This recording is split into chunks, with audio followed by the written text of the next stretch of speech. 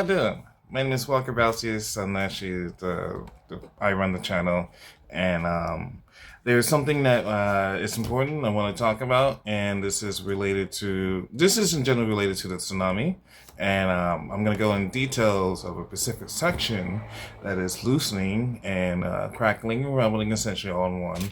I was led to be shown.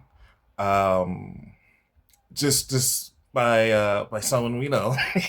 But I saw for myself actually exactly what is actually happening along these two parts of the trenches and troughs, and I go into details about everything around the loosening of the crackling and the rumbling and actually the section of it and how far it is and how deep it is. And then I go into the different zones where the water will actually be being pushed up and some of the land will be going down. So, yeah, I think, and I might butcher some of the names. I'm sorry for those who are from Japan. Uh, for the trench, it's real cool. Trench, I think I got it there. And then the Ikinawa Chwa. So we're gonna go into that. It will be a voiceover for majority of the video. But yeah, I just want y'all to know. All right, bye bye. Alrighty. So we're gonna go into a couple big things. This is related to the tsunami, and there's a few, numbers and facts that we're gonna try to get into today. So what you're seeing are just two areas that purple that's blocked out, fully purple, in that second section where it is mostly like spaced out squiggly. I actually took a look at this myself. Jay sent this to me, and I wanted to actually go into it. When I was actually looking at the squiggly line first, it was longer stretches of cracks all throughout that area, and it literally it goes down for hundreds of feet down in the water, and it's loosening up. So these different zones. Now we're going to go into the darker area. All that whole zone is a huge section of constant movement. And so it goes, and it's just a surface thing, but it also goes down a few thousand feet under to essentially help break away the harder parts of the plate. By doing this, they are essentially, there's a term in carpentry called kerfing. And I'm going to send this right here for you guys. I think it's right there. And kerfing, and what that is a method to bend wood without fully cracking a flat piece of wood, and allows them to actually create grooves with a miter saw to actually take away just sections of it, but it's a controlled demolition essentially. And so this way they can actually bend it without it cracking on them. And that's what the elemental dragons, that's what Arae and Gaia, that's what everyone's doing. It's essentially curving that area for Arae to do this. Essentially clear out that middle. And this is a safer way than just doing the whole thing. Because then that way there is, it keeps the people in Japan safe, and keeps the people in Taiwan safe.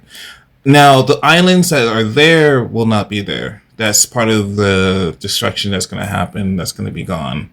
And it's just how it is. And this, think of it as sometimes when you have such a huge amount of a huge tsunami, those islands, it was only really developing, and it's slowly. It will take a long time, thousands and thousands of years to fully develop into a bigger part of the land. And so this is essentially the real thing that's going to happen with the tsunami, because the tsunami is going to be up to 21 to 2,500 feet high.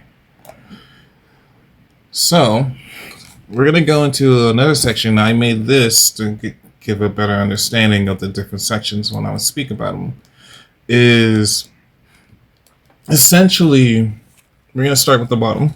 You can see that section that's purple, but it has nothing in the middle. That's pretty much part of the real Yall trench. and it's a trench that goes around about 1,300 miles wide. But at its depth, I think it's like over 24,000 feet. Well, Arae, when he's in his sea dragon form, he's going to come in and create a huge. That whole section is going to be broken down by another under the sea floor. And if I were to give you understanding too to help you, I'm going to show this up in a second. The sea floor, if you were to look at the water that's coming in, this is a sand representation just on what sand looks like, with water displacing or erosion, essentially. That Imagine where that water is. That's the sea floor. He's going to punch that whole cliff about another 2,000 to 4,000 feet below.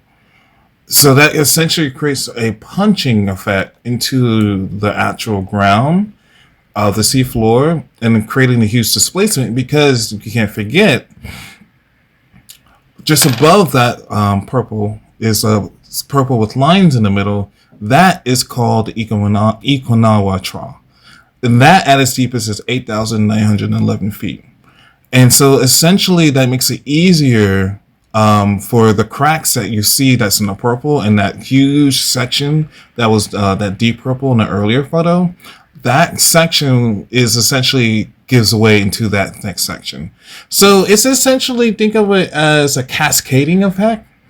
And this cascade goes into, it's like a machine. Like a machine has one section, has to wait for certain things to happen until the next section.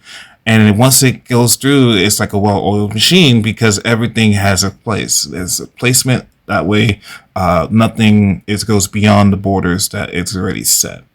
It only does what it can do within that area.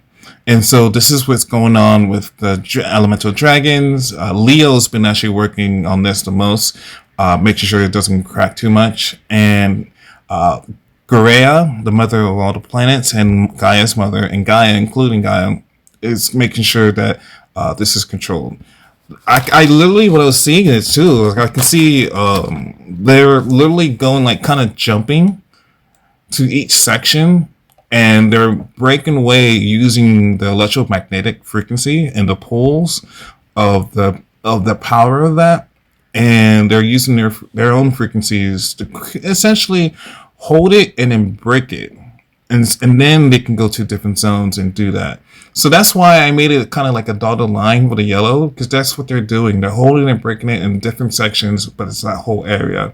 Now, the area where there is that orange line, that was where larger cracks or was stretched out. It has a lot more effect on the overall, because it needs, when you have something displacing, you need to have a section where it goes into. But if you want to, that first front part needs to have bigger cracks to fall into, so the rest of the ones in the back can fall into that section. And this is all going to create a tsunami. That's going to be makes it easier for Arae to create the tsunami to affect all China, all North Korea, but South Korea is fine. It's going to get wet. Japan's going to get wet. Taiwan's going to get wet. And by that I mean, like, think of a hurricane coming through. That's that. But the tsunami won't affect them. It will affect what it was intended. Beijing, China. So that's and I should show you. Oh, I don't know if I put them up. I don't know if I put them up yet. Oh yeah. Hold on. Give me a second. Let's try to get him in here. This is the Siberian Tigera, and this is the image that Jay sent, and there's also, this is part of him, but this is also, he's a serious powerhouse. Think of a nuclear plant times 10. Every time he walks, it cracks and is wide and deep. And that's what it looks like, and what I've seen, and when I was walking with him, that's what kind of pretty much what he was showing me. And he's been with Jay he came up to Jay about 10 years ago, and he was able to now have some conversations with him over those time. It wasn't until now that he actually got back, and it's kind of one of those things where, it flows into what it needs to be. It coming at the right time to take care of things. It's a serious moment. It's a very serious moment, and we're about to see a very significant event that will affect all humanity in such a way, especially in history. In history, for the rest of the world to understand and to realize that there's truth on the other side. There's truth in not just fairy tales, but also mythical tales about certain beings that are in certain bodies, and then understanding how that interaction with everyone with them. And this is going to help understand that we're never really alone. It's more than just what we're not the body. We are a spirit inside of a body, and we are non-corporeal beings that can do amazing things.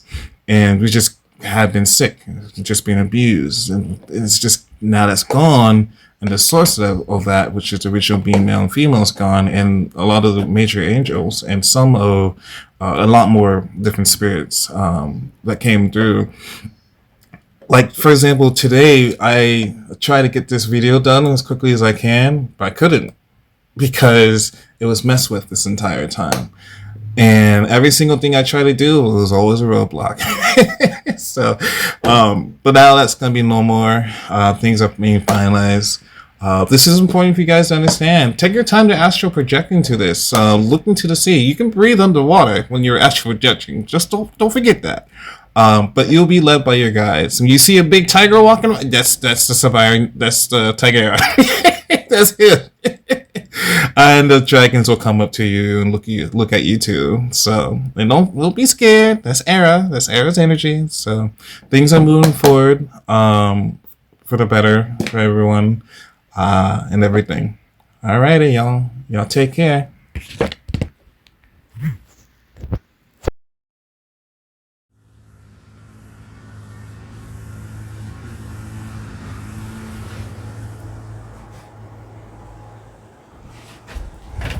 That's crazy. It's big.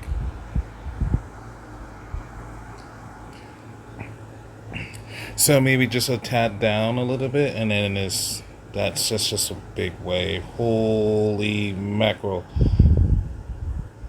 Behind us? Yes, indeed. Holy crap! That's just insane. That's just insane.